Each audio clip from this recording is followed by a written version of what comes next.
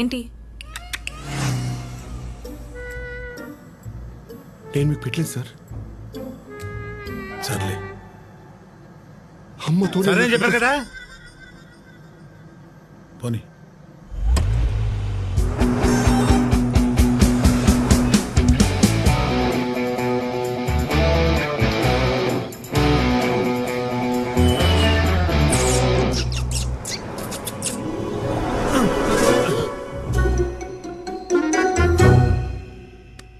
ఏంటి మీ problem?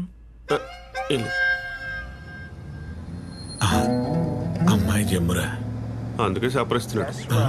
Gems ఇంకా tunnels ఏమి లేవుగా? ఇంకొకటి ఉంది సార్.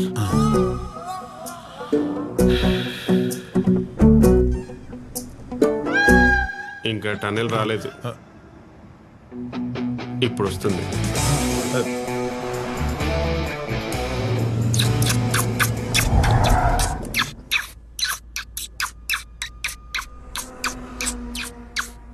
వేలు అరిగిపోతే ఆఫ్ అని చెప్పండి సార్.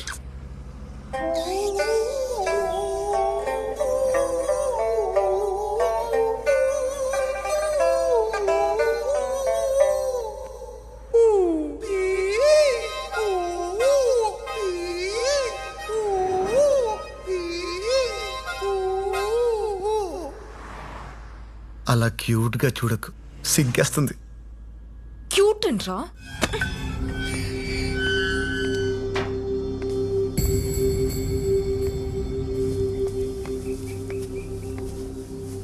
అయ్యా, రాజుగారిని ఒక్కసారి.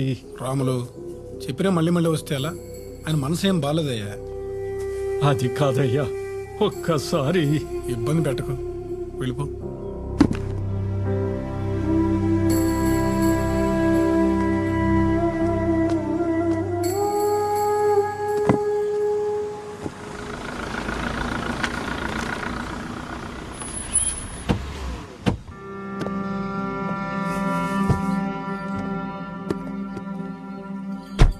చైత్రమ్మా, మీరేంటి ఇలా వచ్చారు? రామరాజు గారిని కలుద్దామని. ఉన్నారు, పదండమ్మా. చెప్పమ్మా. సార్, సింగన్నపాలెం వాళ్ళు మన కంపెనీతో అగ్రిమెంట్ క్యాన్సిల్ చేసుకున్నారు. ఏం జరిగిందో తెలుసుకుందామని. ఇప్పుడు తెలుసుకునే ఉపయోగం లేదమ్మా. వాళ్ళు ఫీల్డ్ సైన్స్ వాళ్ళతో అగ్రిమెంట్ చేసుకుంటున్నారు. ఫీల్డ్ సైన్స్ వాళ్ళతోనా? అదేంటి సార్? ఈ సాలు పంట చాలా బాగా పండింది. ఎప్పట్లాగే భీష్మ కంపెనీ లారీల్లోనే పంటంతా ఎక్కించి పంపించారు.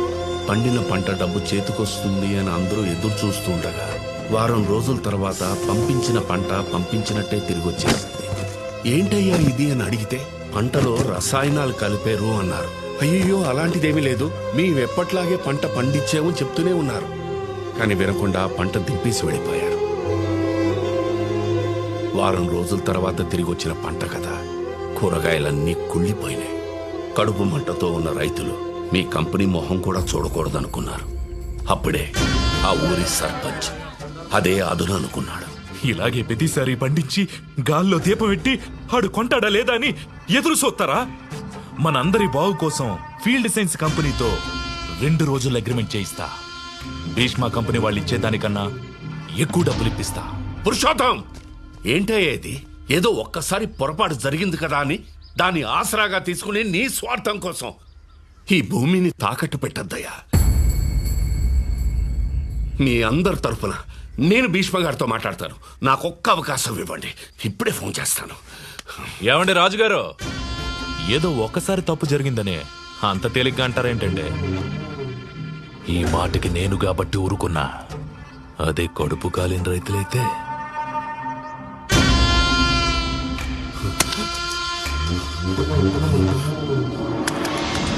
పొలాల కోసం రైతుల్ని మభ్యపెట్టి ఆ ఊరి సర్పంచ్ ఫీల్డ్ సైన్స్ వాళ్ళు కలిసి ఆడుతున్న నాటకం అమ్మా ఇది. నాకు తెలిసి ఇవాళే సంతకాలు కూడా పెట్టించుకుంటున్నారు. భీష్మ గారికి తెలిస్తే ఈ వయసులో ఈ గొడవల మధ్య ఎక్కడొచ్చేస్తారో అని ఫోన్ కూడా చేయలేదు. పదండి సార్, అక్కడికి వెళ్దాం. కాసేపు బయట ఉంటావా ప్లీజ్? చైత్ర, నేను చెప్పేది విను ప్లీజ్. ప్లీజ్.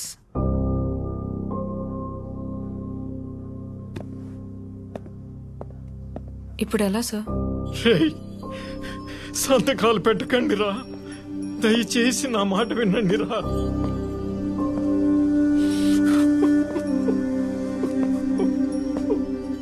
తాత ఎందుకు ఏడుస్తున్నావు? ఇంకా సేపట్లో బతికే తెల్లారబోతా ఉంటే ఏడవక ఏం చెయ్యను బాబు. 7 ఏళ్ల క్రితం నా కొడుకు పొలంలో పురుగు మందు పిచికరిసేత్తూ ఊపిరాడక చచ్చిపోయాడు. నా కొడుకులా ఏ కొడుకు సావకూడదని, భూమి తల్లి ఈసంగా మారకూడదని మా ఊళ్ళో మొట్టమొదటిసారి సేంద్రియ వ్యవసాయం మొదలు పెట్టారు బాబు. మెల్లంగా ఊళ్ళో వాళ్లను మార్చి పురుగు మందన్నదే లేకుండా ఊళ్ళో నుంచి తరిమి కొట్టారు. ఇన్నేళ్లకు తిరిగి ఆ మహమ్మారి ఊళ్ళో అడుగు పెట్టబోతోంది. మీ ఊరెక్కడ తాత?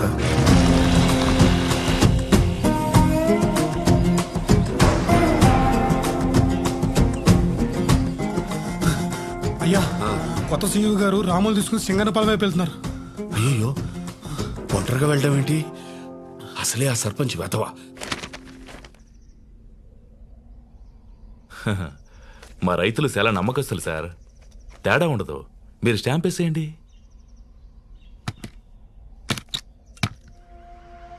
తూర్పు రాములయ్య.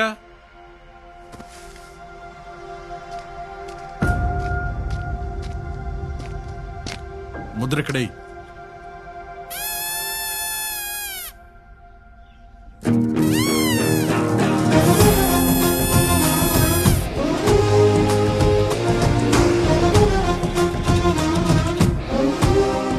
ఎవడాడు? భీష్మా కంపెనీ కొత్త సీఈఓ. టీవీఎస్ 50 మీద ఎంత దూరం వచ్చాడా?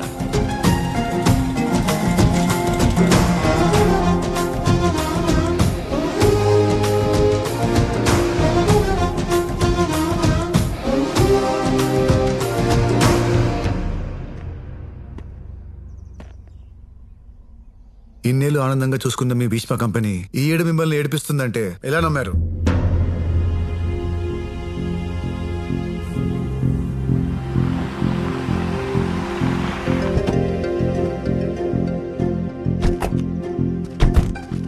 భీష్మ గారి గురించి నాకన్నా వాళ్ళకన్నా మీకే బాగా తెలుసు. నష్టపోయిన ప్రతి రైతుకి న్యాయం చేయడానికే నన్ను ఇక్కడికి పంపించారు. దయచేసి తొందరపడి ఎలాంటి నిర్ణయాలు... బాబో, ఆల్రెడీ పెళ్ళైపోయిన అమ్మాయికి మళ్ళీ సంబంధం మాట్లాడకూడదు, తప్పు. వీళ్ళందరూ ఫీల్డ్ సైన్స్ అగ్రిమెంట్ల మీద వేలి ముద్దలు గుద్దేశారు. ఈడే ఆఖరోడు.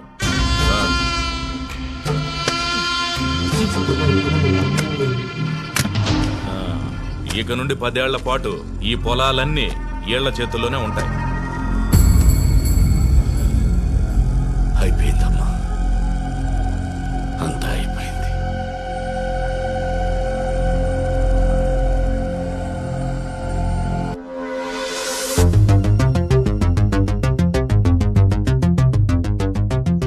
సరే, మా కంపెనీ మీద కోపంతో మీతో అగ్రిమెంట్ చేసుకున్నారు.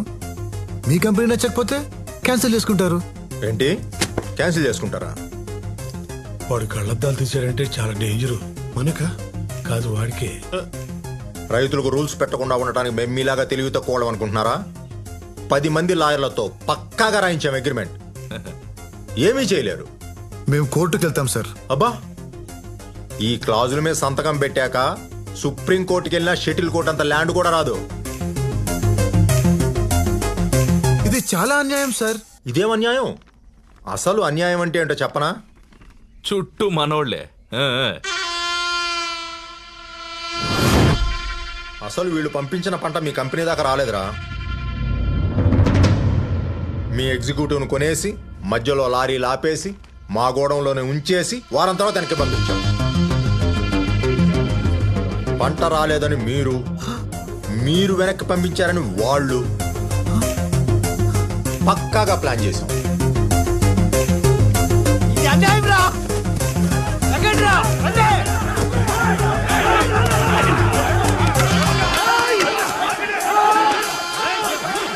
సర్దేయండ్రా, సార్ సిటీ దాకా వెళ్ళాలి. ఒక్కడు కూడా బయటికి వెళ్ళడు. అయ్యయ్యో సంతకాలు చేసేసాం, వేలిముద్రలు వేసేసాం, ఇప్పుడు ఎలా అని ఎవ్వరూ బాధపడకండి. ఎందుకంటే మీ అగ్రిమెంట్లతో ఇక్కడి నుంచి ఒక్కడు కూడా బయటికి వెళ్ళడు.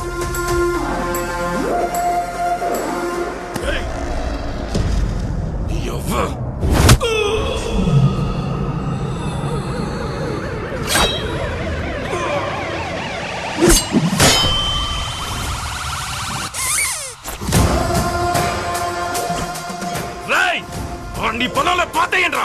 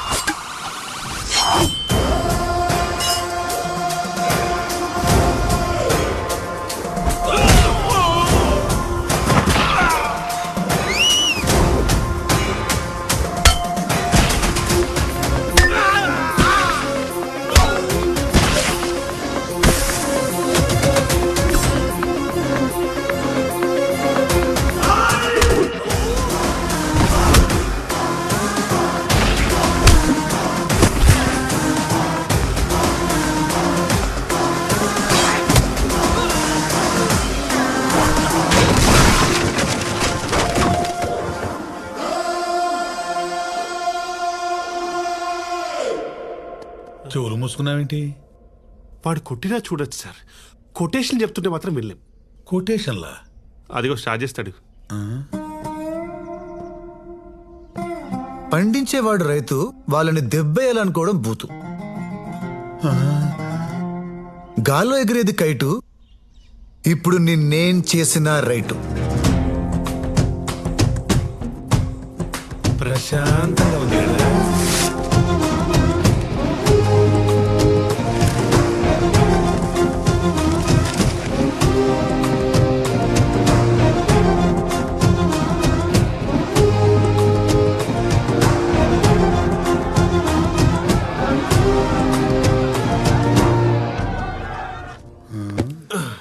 ఆఫీస్లో హీరో అయిపోయాడు, విలేజ్లో కూడా హీరో అయిపోయాడు. ఎలా రవి ఆపేది? అక్కకే దిక్కులేక అటుకులు తింటుంటే చెల్లి వచ్చి చికెన్ బిర్యానీ అడిగినట్టుంది సార్. నాకే అంత సీన్ ఉంటే గోల్డ్ మెడలిస్ట్ ని డ్రైవర్ని అవుతారా చెప్పండి? కరెక్టేగా. మా భీష్మ గారిని, ఆ కంపెనీని బాగా చూసుకోండి. తప్పకుండా సార్.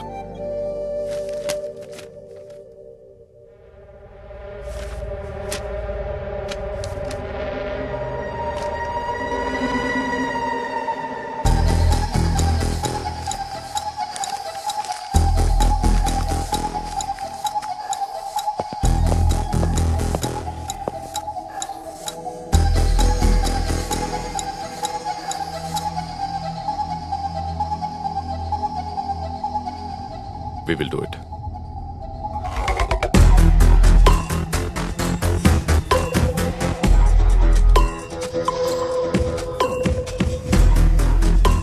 వీడు నన్ను బాగా డిస్టర్బ్ చేస్తున్నాడు. ఒకసారి కలవాలి. కాల్ చేయనా? వాడే వెతుక్కుంటూ వస్తాడు.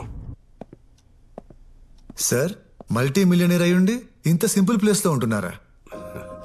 నాకు ఇలా ఉండడమే ఇష్టం భీష్మ. అవును, నీకు బుక్స్ చదివే అలవాటుంది కదా, ఈ బుక్ చదువు, చాలా బాగుంటుంది.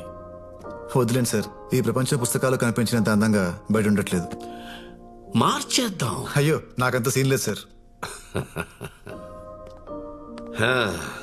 ఒక్కడివే వెళ్ళి ఒక ఊరినే మార్చేశావు.